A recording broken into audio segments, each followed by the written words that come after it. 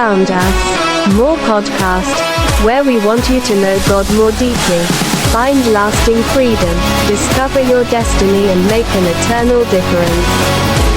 Now.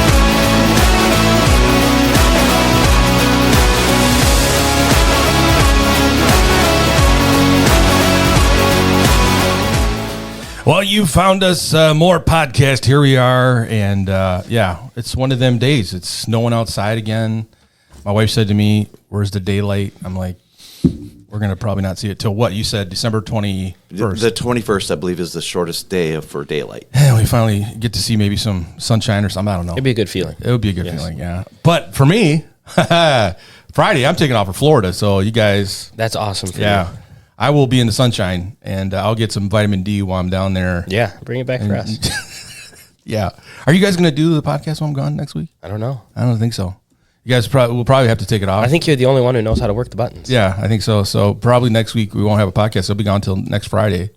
So just do the reruns. Like I said, we got 3 seasons. Yeah, just play one. Just play one of those. Yeah, do a recap of something. But yeah, we're here today. And we got a lot of stuff to talk about. We just started a new series on Sunday, Wrapped in Imperfection? Yes, that's the correct title. That's the correct title, yeah. There's a lot of alternate titles floating around out there. Alternate timelines of sermon titles for this series. What was it? Pastor Matt was talking on Sunday about how the air fresheners we're going to put in the cars were written wrong. So what did it say? Imperfection wrapped in imperfection? Well, it was imperfection wrapped in, and then he put stickers over it, and then it was imperfection wrapped in imperfection. Yeah. Which is not what we're trying to say. And then people started to scream heresy during the service. That didn't happen. That's a lie. I did see some tomatoes. Yes. Yeah. But yeah, so we got a lot going on here. Christmas is coming. We got the big Christmas activities that are happening here. Christmas celebration Sunday with Christmas. We have Christmas Eve service. So there's a lot of stuff happening here. So it's going to be a good month. A lot of good stuff happening. But do you wonder why you take the time each week to listen to more podcasts? I'll tell you why. More stands for maximizing opportunities for right now and eternity. So stop asking why you listen. Just never forget to listen and pass it on. And today's episode is sponsored by Dip Doc 3000. Have you guys seen these? This is like legit. This is really cool. Today's episode is brought to you by the Dip Doc 3000 because your car already smells like fast food. It might as well be functional. For the snacker on the go, the Dip Doc 3000 clips right onto your car's air vents, giving your sauces a safe, secure place to live out their destiny. Being dunked into at 70 miles an hour. No more balancing Chick-fil-A sauce on your knee like Circus de Soleil. How do you say that? Circus de Soleil? Circus? You know that circus thing. In Las Vegas, Yes. Anyways, those kind of performers. No more McNugget sauce baptisms on your pants. No more asking, why is my steering wheel sticky again? Truly. This miracle of modern engineering fits sauces of all shapes and sizes. Chick-fil-A, McDonald's, Panda Express, Taco Bell, whatever unholy combo you ordered at 11:30 p.m. last night. So grab a Dip Doc 3000 today and turn your car into a fully anointed mobile snacking sanctuary.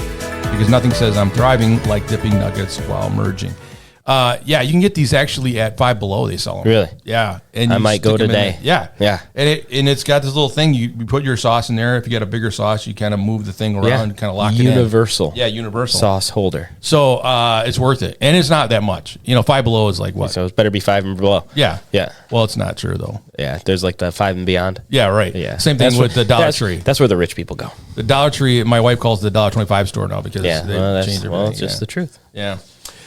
So you guys ready for Christmas? I mean, have you guys really got everything ready? No, I have one kid done.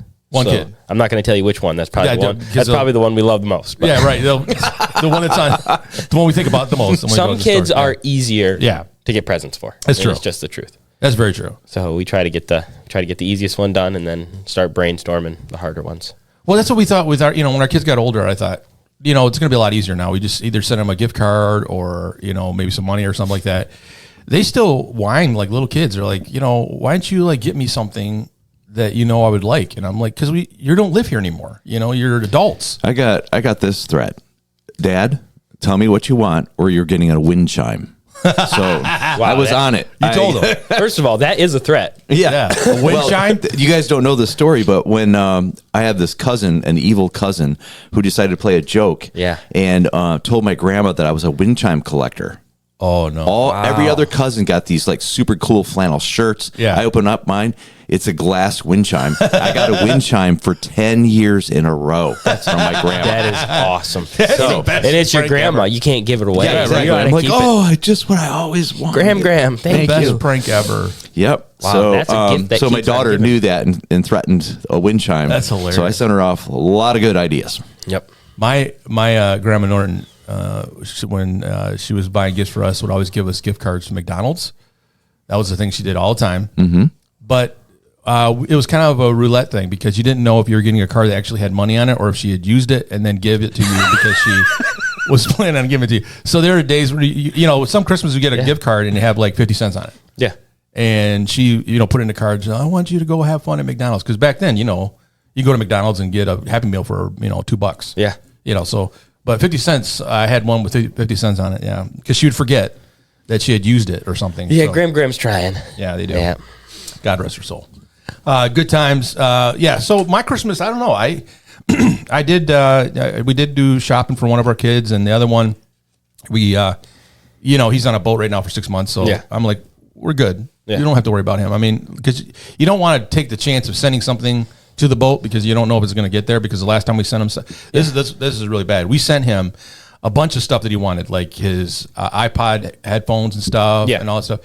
It was coming to the ship. And the guys, this is the video we got. The guys were filming the helicopter coming to the ship. All of a sudden, the rope that was holding the crate with all the stuff broke.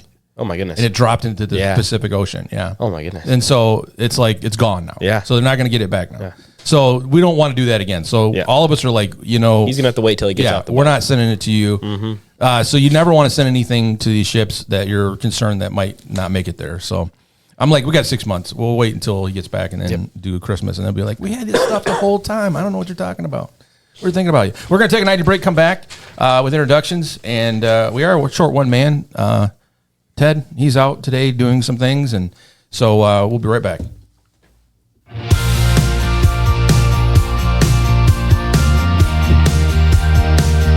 You're listening to the More Podcast. 4 pastors, Hunter, Gary, Ted, and Alex.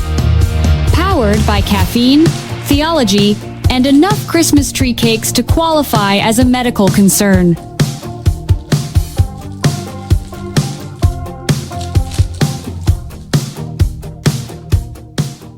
Well, here we are expanding our culinary horizons here. We've been talking about the Little Debbie Christmas tree cakes, and Pastor Gary have found something else that we need to try, which is the Reese's trees. Yeah.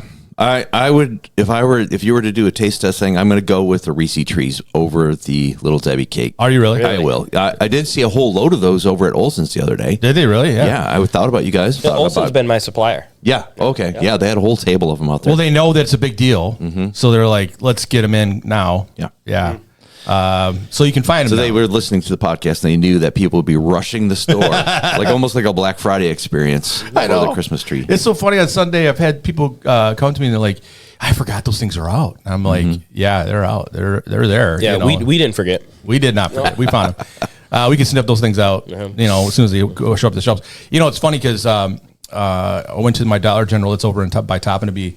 And I was asking the guy where they're at. He's like, oh, well, we get the different kinds here. I'm like, what do you mean? He's like, if you look at our trees, they're a little bit smaller than the ones that come in the box. And so Little Debbie has gotten smart. So what they've done is sold individual Little Debbie trees now in a different way. And so they're at the register now, like a candy bar.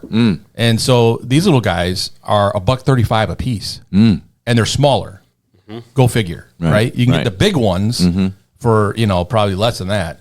Little Debbie has now got a little market going on with Dollar General. Yeah. Where they're selling little smaller versions of it. But yeah. So what do we got? We got the white chocolate. We have a white chocolate Reese that I thought you guys would want to pull out and try. Yeah. I don't think I've ever even tried one of them. So we'll get that opened up here. Peanut butter one's delicious. ASMR there. Pastor Hunter's enjoying his taste testing experience. Job done. There you go. Try this one. Here, try that. See. I think that's enough sugar for me. I think if I put Are you that, sure? I maybe later on. Wow, You like it there? That's good. Yeah, that's good. But that'll stick to your teeth. Yeah. Yep. Wow, that's good. I like it. Yeah. Big fan. Big fan. Peanut butter. There's a lot of peanut butter in there. There's a lot of peanut butter. My wife loved that. Yeah, that's the thing my wife likes about it too. Is she likes Reese's. Yep. But this, when it comes out, it has so much peanut butter in it that it's a perfect ratio for her. Yeah. I like it. It's good. There it is. All right, so there you go. Try something else. Try a Reese's peanut butter tree. You know, it could be if you're having a party, get some of the little Debbie's, get some little Reese's, and you're gonna have a good time. Yeah, you are.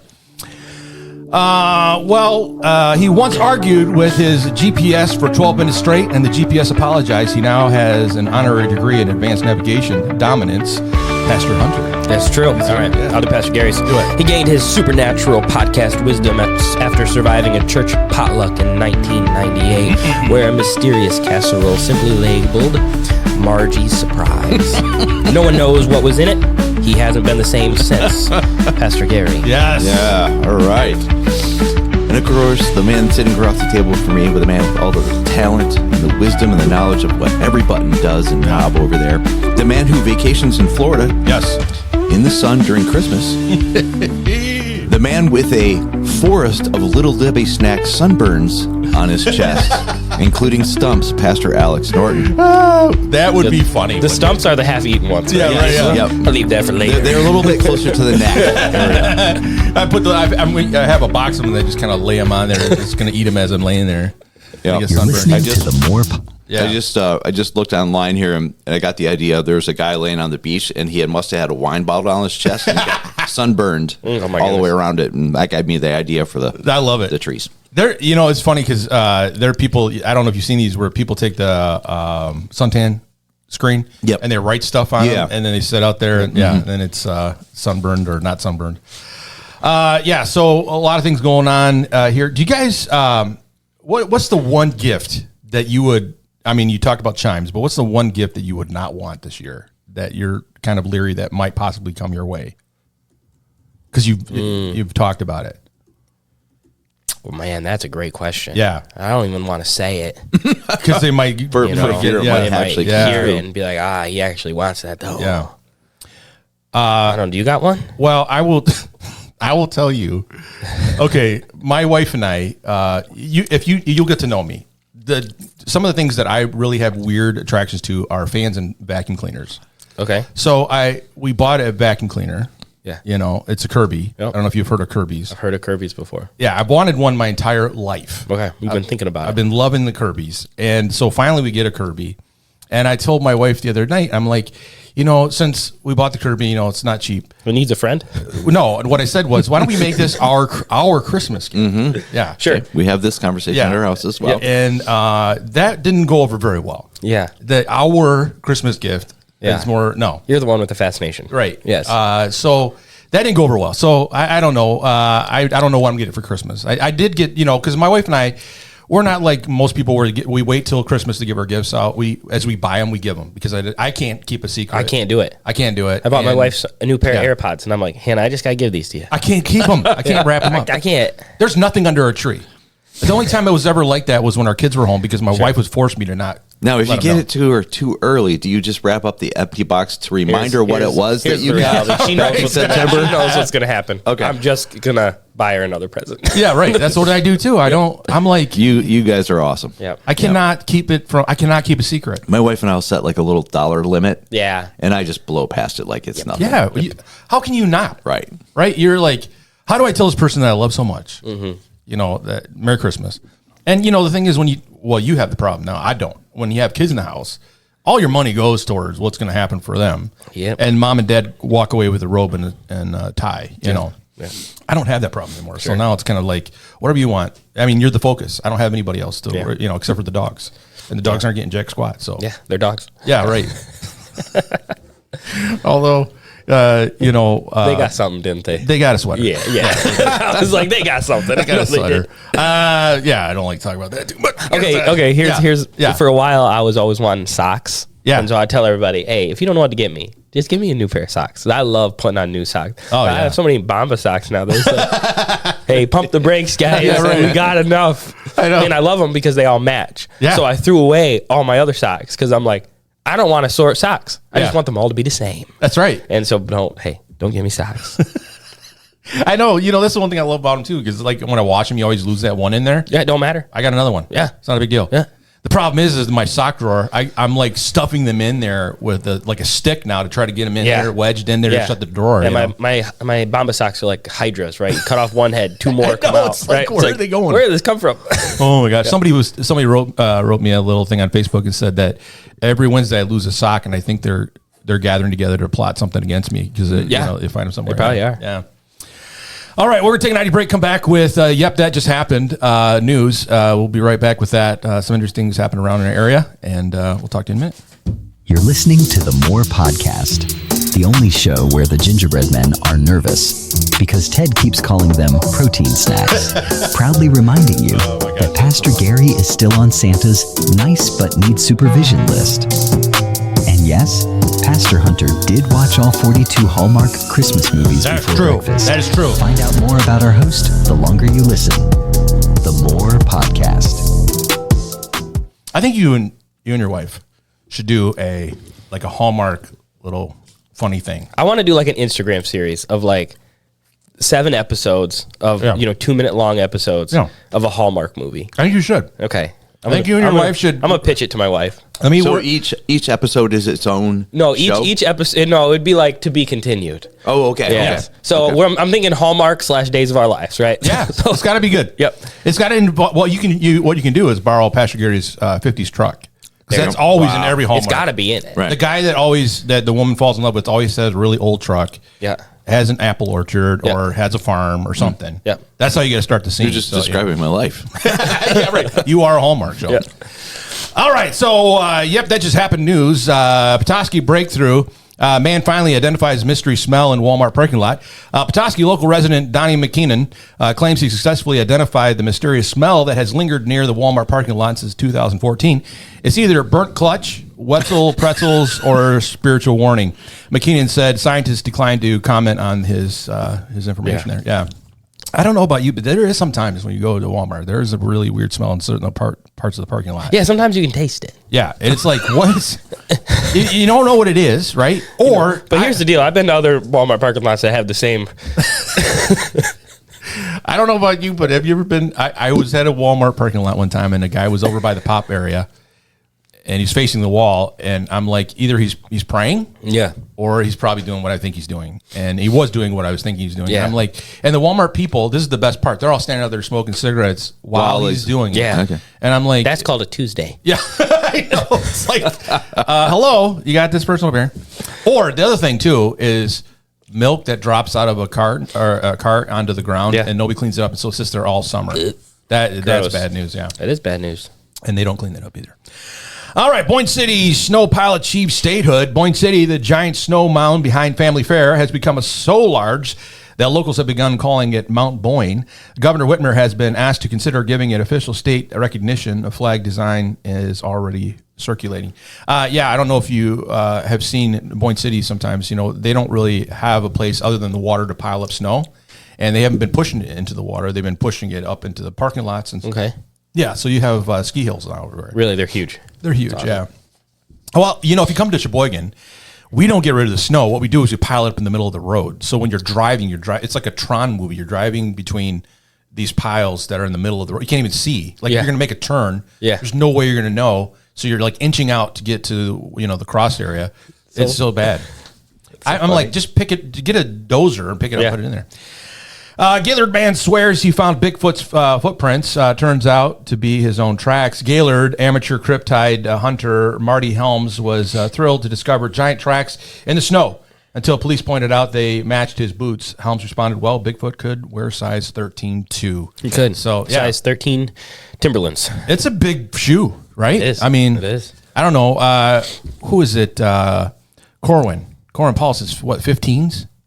He's got a big shoe. Yeah, he's got some. And big this is feet. my guess. Bigfoot would have to have a bigger foot than Cor. Oh, yeah. Yeah, I would imagine. Yeah, Come on. good 20-incher, right? You would think. Well, the ones you see that on these documentaries where say they found Bigfoot, those are about 20, 25 Yes. inch. Yeah, Yes. yeah, they're big. So that's been some interesting news happening around the area. You can stay tuned right here to more podcasts to get more information on these things that sometimes don't always make it to the regular news. And we're not always sure that all of these are verified, but we put them out there anyways. Just you figure it out for yourself. Do a little research on it. We'll be right back with fantasy football. Do you have any information on that? I do. I'm Okay. always ready for that. You're ready for it. Okay, Here we go. This is the More Podcast, powered by the four-man funk machine. Hunter's got the enthusiasm of a youth pastor on Red Bull. Gary's got hunting tips for situations you will never encounter. Ted is eating something that definitely crunches. And Alex is smiling like this was all part of the agenda. Welcome to the More Podcast, where it somehow always works. All right, well, we are going to our fantasy football information as we have closed out the regular season. It's done. And so we had a 14-week regular season, and now we're going into the playoffs. So the playoff picture ended up just the way we had talked about it the week before, but I will give you the information. So in first place and with a bye, Clear Eyes, Full Heart, Ted Polly's, and Jesus is Him, Pastor Gary.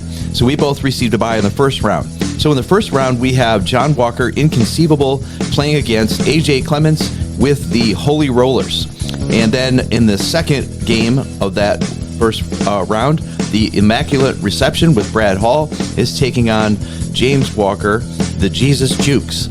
And the big news that I would like to share is that I faced off against AJ this last week here. Yeah. The last week of the season. And it was an amazing weekend because I was victorious with a score of 92.48. Well, listen, 92.48. I beat AJ with a 92.2.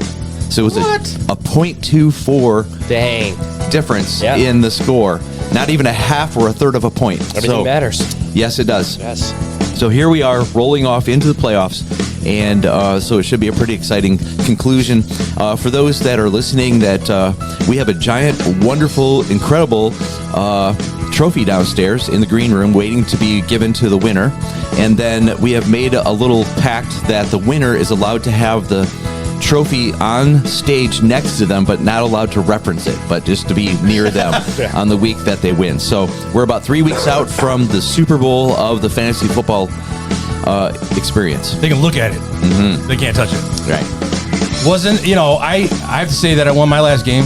Yes. I did. Yep. So I'm still holding on to 7th. Yeah. Yeah. Mm-hmm.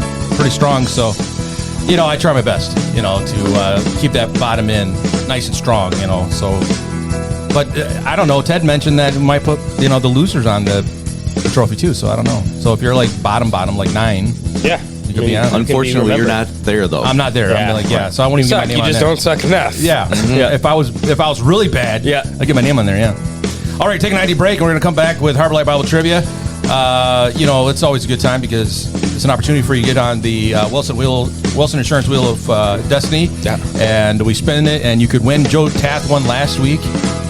Was it last week? Yeah. It was last week. He won a muscle shirt and 4 boxes of tree cakes from Little Debbie. We'll be right back.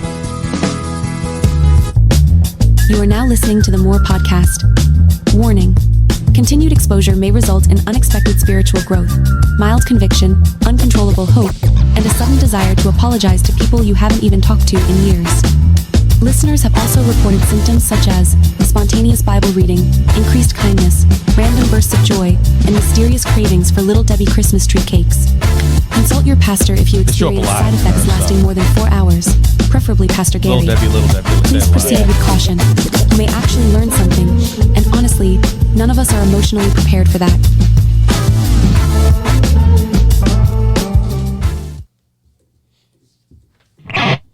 Well, here we are with Harbor Light Bible Trivia. Mm-hmm. Pastor Gary is ready with his question. Always ready. And so, can anyone remember what the question was from last week? I can't say I do. I don't remember. Yep. I don't.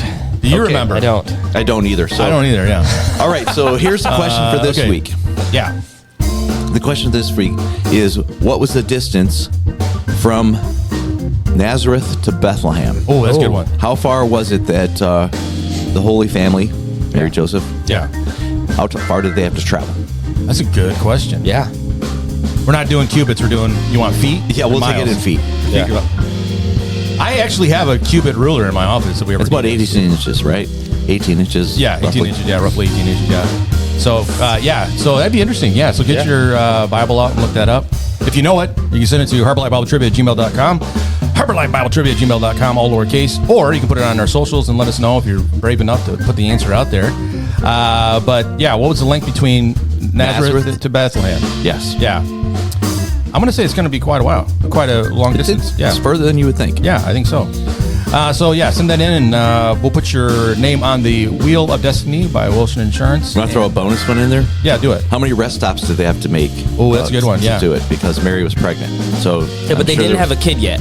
Right. Yeah, Right, she was so- pregnant. So okay, She's pregnant, right? But there's no Yeah. kid yet. There's no kid kid, yet, so yeah. not quite as high as you would think. Yeah, but it's still got to be high. It's still right? got to be pretty good, yeah. Yeah. Did you see the video where Mandy was on the donkey?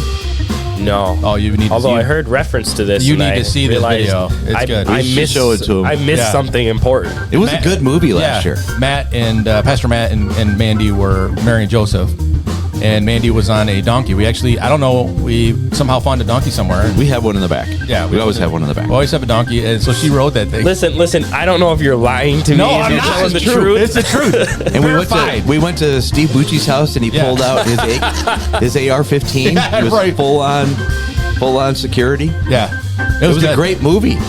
It was so good. This is not even a joke. It was a full legit Yeah. movie. Yeah. It was for the Christmas thing last year. Yeah. Yeah. It was so good. All right, we're taking an ID break. Come back with I'll believe it when I see it. Bible talk. Well, we've got it. Somebody's got to find it. You don't have it on your computer? Oh, it happens to be gone mysteriously, not there. Deleted. It's probably deleted by Bucci, Mr. CIA there. This is your festive More Podcast ID break. Ted is warming up the cocoa like a barista in training. Gary is belting out Christmas carols that may or may not be on key. And Alex is protecting the last slice of pumpkin pie like it's ministry related. But our favorite part of the season? Hunter, the holiday steal of the draft. We grabbed him late, we weren't sure what to expect, and boom, he shows up dropping wisdom, joy, and Christmas spirit like he's been planning it since July. Total game changer. So grab your gingerbread, fluff up the couch pillows, and crank the volume. It's holiday season on the More Podcast, and we brought the whole team. Well, today on the podcast, we're sitting down with Pastor Gary for a message that hits way closer to home than a cozy Hallmark movie ever could. We're in a Christmas series that asks, what does it mean that a perfect Savior stepped into a very imperfect family? Well, Pastor Gary walks us through Matthew chapter 1, yes, the genealogy chapter that we usually skip, and shows how Jesus' family tree is packed with idolaters, liars, adulterers, outsiders, and deeply broken people. And it's not just Bible history, it's a mirror. In this conversation, we will talk about how God weaves redemption through messed up family lines, why Romans 8:28 really means all things, good, bad, and ugly, how our own father wounds and imperfect stories don't disqualify us, and what it looks like to grieve, forgive, and rewrite the legacy we pass on. If you've ever looked around the church and thought, well, everyone else here has a Hallmark life except me, this episode is for you. So let's jump in with Pastor Gary as he shows us how Jesus is the perfect gift who steps right into imperfect families, imperfect past, and imperfect people and still brings hope. Pastor Gary. Wow. Great job there, Pastor Alex. Thank you so much. Well, Pastor Hunter, I'm going to be inviting you to participate in this conversation as much as you can because you helped put this series together. Let's just talk about the title because we selected a title that we wanted people to be intrigued and to think about it because we all know that Jesus is the perfect gift, but the way we titled it, Wrapped in Imperfection, we wanted people to lean in a little bit and find out that Jesus actually has all of these challenges, all of these imperfections, referencing, of course, being born in a barn, far away from home, two young parents who are now fighting against social pressures as well as demonic attacks, as we know. Leaders trying to kill him. Yeah, trying to kill him. So, there was a lot of imperfect situations that Jesus was born into. Yep. And with that, we started taking a look at the beginning place, this family tree. And I don't know if it caught your attention. It caught mine as I was preparing it. I knew about Rahab the prostitute. We've all heard about that. Yep. But there were some of the other accounts of people in the genealogy of Jesus that might grab your attention. Was there any one of those characters? I listed Abraham, Jacob, Judah, David, Solomon, Ruth, Rahab, and Manasseh. Were there any of those that maybe you didn't remember? I've done a good study on his genealogy. The one that I love is, I think the Rahab one is very interesting. All the women that get mentioned in that genealogy is crazy, because nobody in that time, nobody cares who your mama is. Right. They want to know who your daddy is. Yep. And so for Matthew to decide, hey, I'm going to add some women into this, 5 women, is really him saying, I'm going to show you exactly who's in his family. I think God is really trying to tell us. Yeah. Hey, this isn't perfect, right? Because you could even, with your genealogy, you could edit names out. You didn't have to add everybody. And we do that too, right? We all got a crazy Uncle Vinny who we're not going to talk about him. Yeah, keep quiet. Yep. Yeah. But no, God finds it that he needs to put all these names in. Even David, who's, so great, but also is so not great at the same time. Yeah, I think that that comment that he most probably, in technicality, he actually raped Bathsheba because he had his servants go get her and bring her over to the palace. She certainly didn't have a choice. Right. So that was kind of startling. I saw people's eyes kind of get a little bit wide there. Here's an interesting thing that Pastor Hunter just kind of referenced, is the importance of the men in our lives, in our genealogy, if we're back at this particular time, and then including the 5 women. 4 of them, of course, had very shady pasts, kind of crazy. And then, do you guys realize that Mark doesn't have a genealogy for Jesus? And do you guys know the reason why? Because he's writing to a Greek audience. Yeah. And also, Mark takes the approach that Jesus was a servant. Yeah. Yeah. Servants, we don't care who your daddy is. Yep. Right. So, so that those two aspects leave Mark out of the genealogy approach to the birth of Jesus. So, with that, I believe the big message, of course, that we were trying to drive home is the fact that your genealogy is imperfect, but that gives an opportunity for God's grace to be poured out. Yeah. And we all, as you just mentioned, we all have maybe our own imperfections that we bring to our family tree, other relatives. I've heard some crazy stories from friends. There's a close friend that I have that actually has done one of those big studies on where he came from and all of his relatives. He had about 4 generations back, he had this single mom who was a servant in a house and was raped by the servant, by the landowner. She became pregnant, which got her kicked. She lost her job because she was raped and got pregnant. She decided to keep the baby. Had a really, really tough time because now here's a single woman in this particular time and location, really bad situation. Barely was able to keep the baby alive. That baby goes on to actually get to the U.S. and now this family, which I believe owns 14 different companies, is attributed all the way back to this really dark scene on their family tree. But because they were willing to do the right thing, not take the life of the baby, blessings have flowed from that family and from that family tree, which is just a phenomenal story of God's grace. And probably all of us have that. I know, Pastor Hunter, I don't mean to put you on the spot. I've lost my dad. Alex has lost his dad here recently, not too far. Yeah. And now that you lost your dad, so we have three men sitting at this table that have had time to reflect now on the importance and the roles that our dads had in our lives, imperfect as they were. Yeah. But I know all of us have a deep respect. Was there anything that you guys would like to talk about, maybe as you reflected back on the relationship you had with your dad? Yeah, that's good.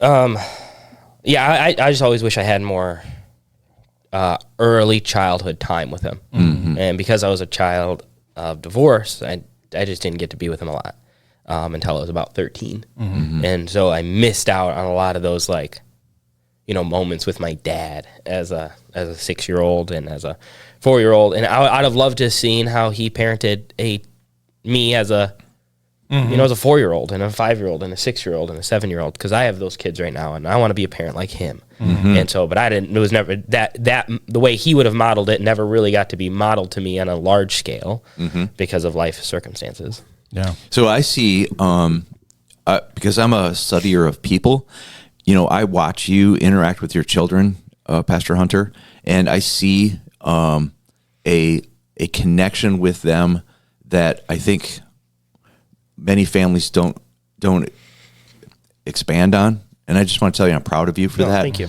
And I think you were a living testimony of what we were talking about, you know, being a cycle breaker or a chain breaker, you know, that there are people in our lives that we get a chance to learn the good, bad, and the ugly from, and we can adjust and make things. And I'm just proud of you for the way I see you raising your kids. And I know, Pastor Alex, your kids are now out of the house and out serving in the military and around the world. So, you know, when you reflect back on your relationship with your dad, how did you make adjustments in the parenting that you did with your boys?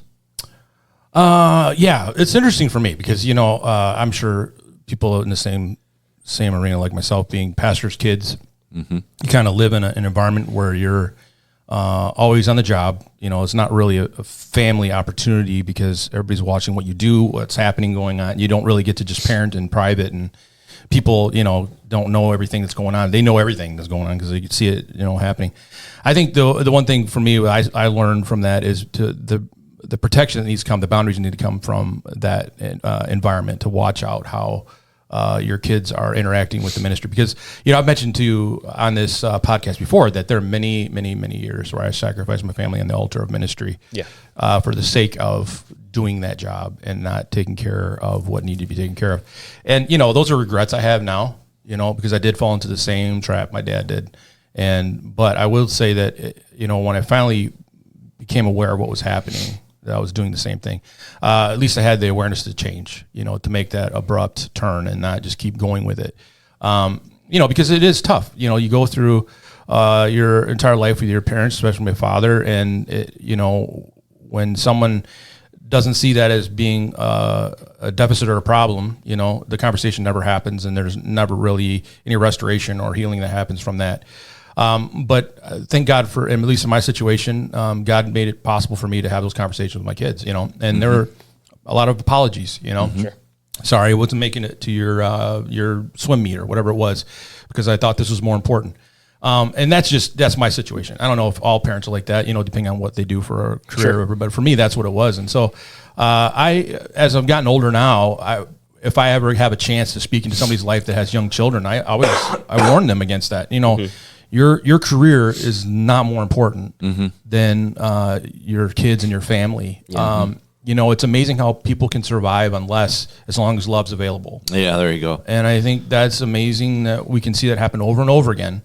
And yet people, you know, still think this has got to be this way. So I think that was beautifully what you just said, you know, that you can survive on less as long as there's love. Yeah. I've used it for marriage, but it applies to family as well, right? You could be miserable living in a mansion. Yeah. Right. Yeah, it's true. So this idea, and I think that our culture today has made a big shift. I see it, where fathers have realized that they can chase the almighty dollar and lose their family. And I see a lot of families adjusting from that, where they realize, all right, well, we're going to have to rent for a long time, and but at least I'll be here with my kids. And so I'm proud of that part of our culture. I took my granddaughter to school the other day and dropped her off, and I watched probably no less than 6 dads walk their kid to the front door, kiss them, and then go back and get the car and head off to work. I was pretty pleased with being able to see that. So I think you're right. I think there's a shift happening in the culture. I think it's definitely with fathers that are younger, like Pastor Hunter and younger than him, that see the value in that because they've experienced the other way. You know, because you and I grew up in a generation where it's kind of like we were just talking about before podcast. You know, you hurt yourself, walk it off kind of mentality. Yeah. But we also did that emotionally. We did that with our families in a lot of different areas, and that's just kind of the way we survived life in general. And you know, the fathering back then was I'm doing everything I need to do by keeping my job and keeping the lights on and keeping food in the fridge. That was the love language that was expressed. Now it's more like we realize that, dads need to be more intricately involved in the experience as much as anything else. You don't just get a pass because you go to work for 40 hours a week and then come home. So I think we're starting to see that trend change. Yeah, and dads are so important, right? Especially there's good studies around families who go to church. And if just the mom goes to church, you got about a 20% chance that the whole family will go. If only the dad goes, you got about 80% chance that the whole family will come. Yeah. And that's without the mom coming. Dads are important. Yeah, this whole concept of, Jesus didn't have a perfect family, but went on to do it. He did. Very important story for me. And that genealogy is really important for me because, I know you guys know, some of my past with my dad, but like what a lot of people don't know is, I'd take a look at, my family tree, and my mom had 5 different kids, 6 different kids with 4 different people. My stepdad was divorced 4 times. My dad was divorced. My oldest sister was imprisoned for attempted murder. My second oldest sister imprisoned for drug addiction. And that was the cycle in my family. Yeah. And so when I look at that genealogy, I see all of these dysfunctions and all of these problems. But my favorite part about the genealogy is that when it gets to the name of Jesus, all of that stops. There's no more, right? It's finished. And so when I read that and have been thinking about that, that's what I think. Because of the redemptive power of Jesus Christ, that because of what he has done in my life, I can break that chain of all of these dysfunctions that have been in my family's history for generations and generations. And it's not by my power, but by Jesus' power and Holy Spirit's power. And I'm very thankful for that. And I'm sure there's listeners who you've had family issues that have been coming up. And I just want you to know just how powerful God is and how Jesus is willing to meet you in an imperfect place. Yeah. Yeah, the message, it was the first Sunday of the month, and we had communion and lots of good things happening. And so Pastor Hunter and you, Pastor Alex, both, when first Sundays come along, you have to do editing in your mind as you're on the fly. Like, I can't go this far down this trail on this point because we got a limited amount of time. And so I saved what I felt like was the golden nugget for the end, and that was the father wound conversation. And Pastor Alex, you just referenced this in a really powerful way, that when a man does, if a man does come to the place where he does a little reckoning and a little inventory on his relationship with his children, there may be an opportunity to talk through some of the mistakes or shortcomings, and that can be a really, really challenging. It can go off the rails super fast. I was thinking through it a little bit as we were joking around about writing a book about this, that when that conversation happens, it's best not to happen like in the middle of something else that's going on, right? This is gonna be some sensitive stuff, right? Because the dad generally can be defensive, right? You just don't know why I did this or what was going on behind this, and so some defensiveness can come in there, which can be off-putting and kind of push back on the progress that can be made. And then here's the other thing that can happen. And this is my favorite thing. I wish I would have included this. Indiana Jones, can't remember which one it was, but Sean Connery's the dad. Yeah. And he sits down to have a conversation with Indiana Jones, and Indiana was kind of complaining because his dad was never home, right? His dad was buried in a book somewhere. And he's like, well, fine, son, let's work on our problems right now, right? Yeah. And Indiana's like, we can't do it right now. And it's a real tense thing. Yeah. That's a real... That's my favorite scene of the entire Indiana Jones series. Yeah. Okay. And because what happens is the dad will say, well, give me an example. I need to understand what you're saying. And then the son will bring up the example, or the daughter, they'll bring up example, and it's going to come off as petty. Right. It's going to come off as something stupid. And they know it, and so they don't want to say it. And so the enemy has put all of these roadblocks in the way of restoration. Yeah. And so I want to encourage people that this is not easy stuff, right? No. I received texts after the sermon from people that were really touched by it. Some were really challenged by it. Yeah. Some of them are 100 miles from forgiving their dad for those father wounds. It was very evident.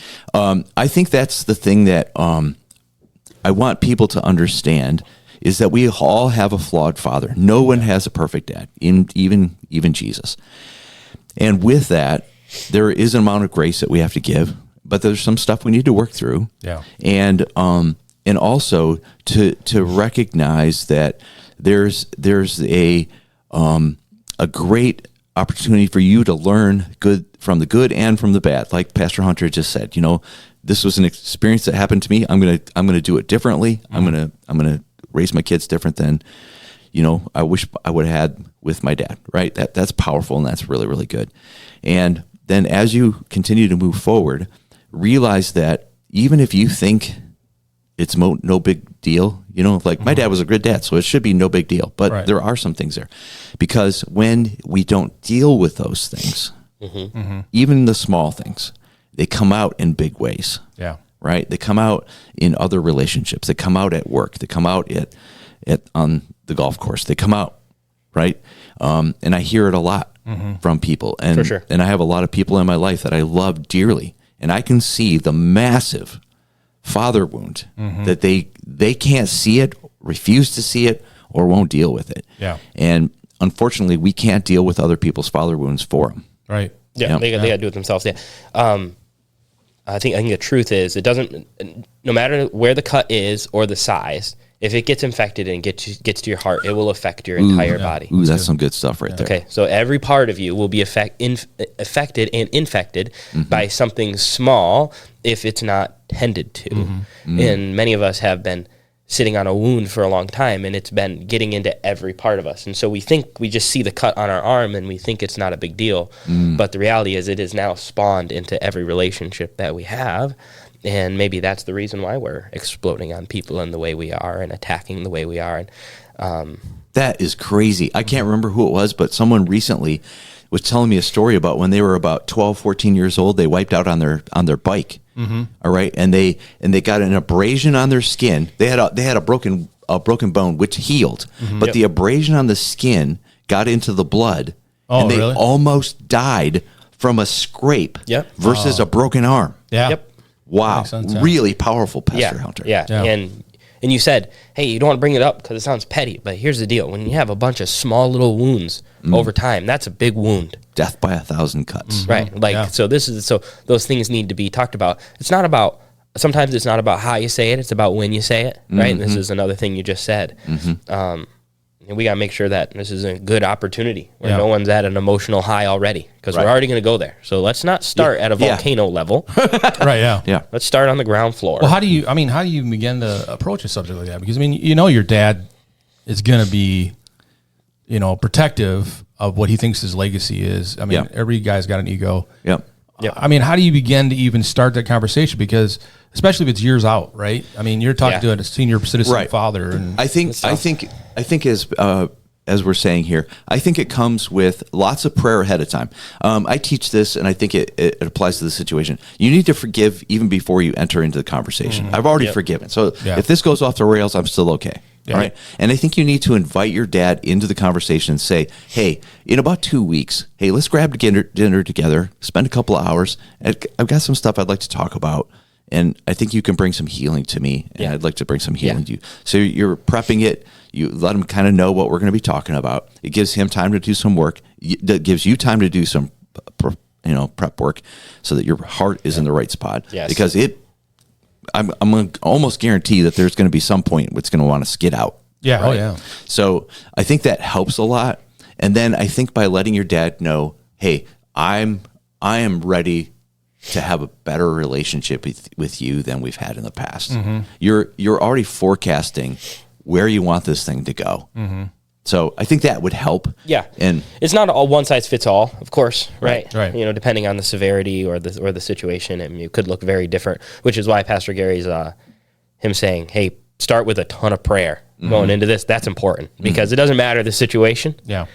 That's a good starting spot, no matter what. Yeah. I think that's really powerful. Yeah. Well, here's the next question. Like, this part 2. What do you do with your parents no longer here and you still got to deal with it? Yeah.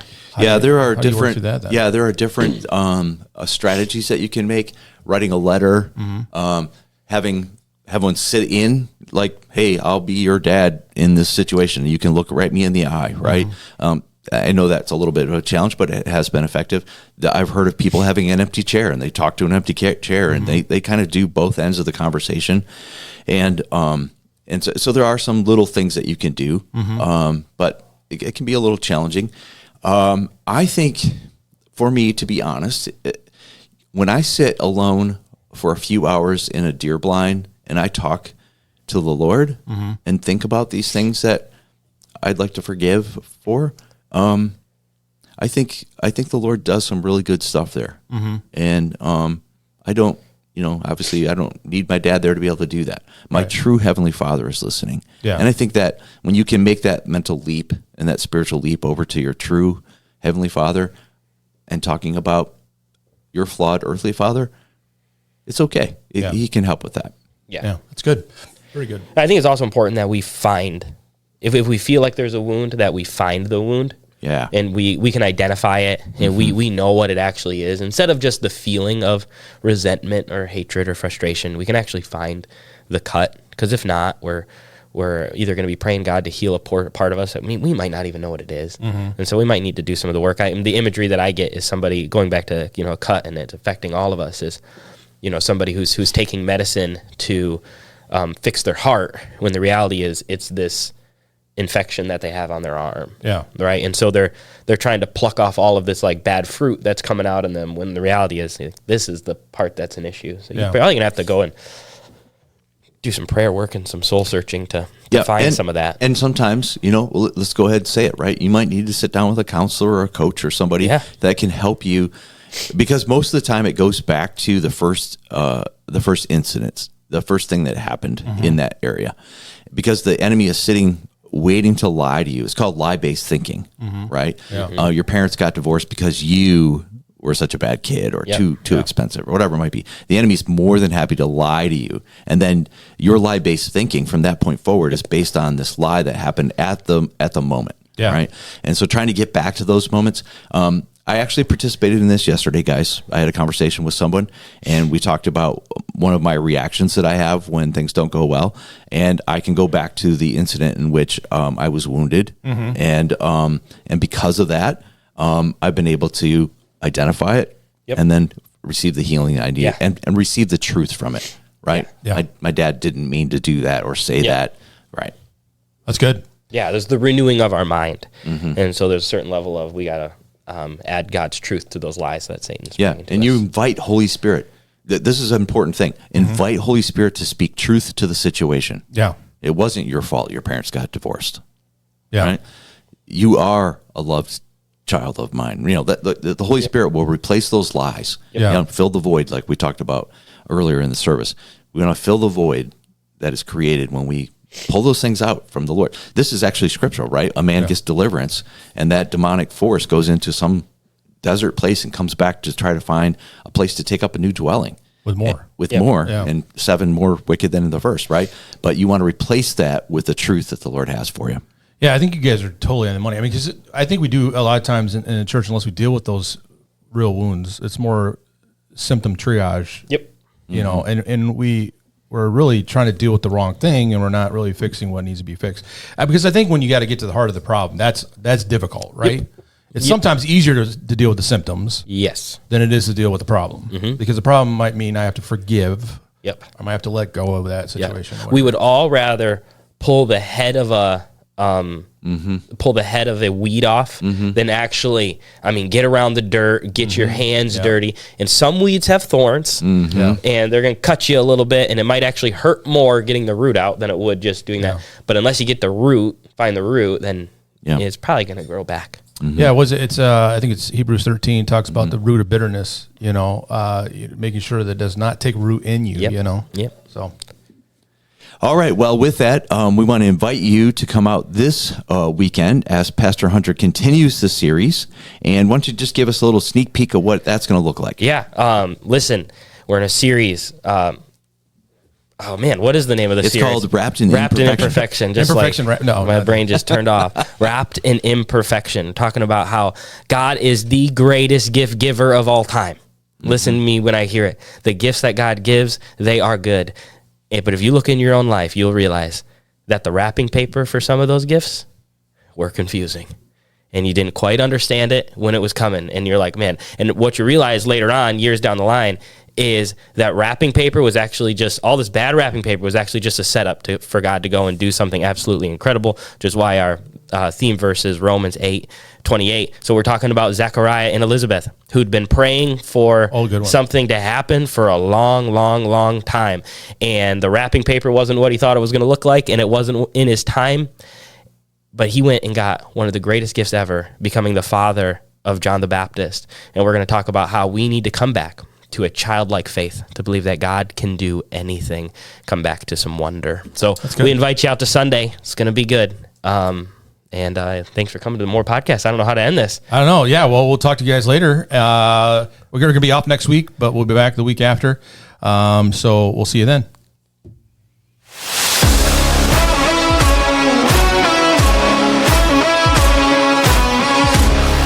You have found us, More Podcast, where we want you to know God more deeply, find lasting freedom, discover your destiny and make an eternal difference. Now,